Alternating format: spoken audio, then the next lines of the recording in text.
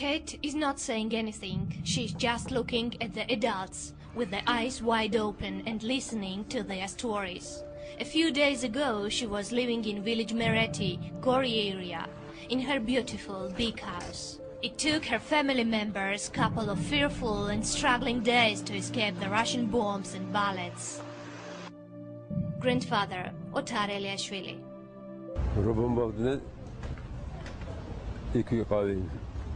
I was there in the village Mereti for 3 days when the Russians were bombing it. Then I ran away.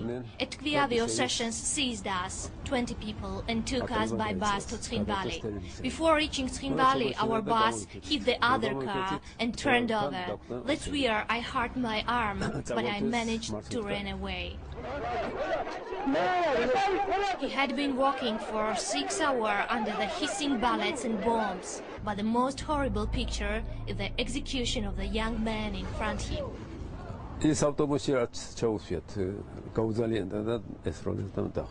One of the men refused to get into the bus. He was a baker from our village, and he was executed at the spot.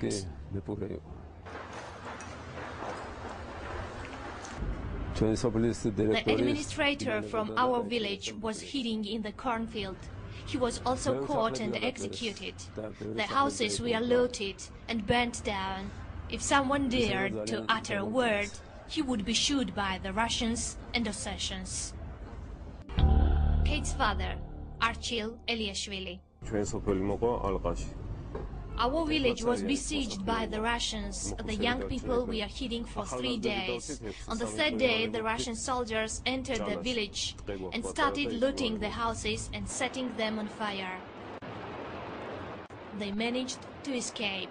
They were walking in the woods for the whole night. On our way, we came across the burnt-down villages. The Russian tanks were moving all around. We could see the houses on fire. The houses of Georgian population were intentionally set on fire, never to let them go back to their villages.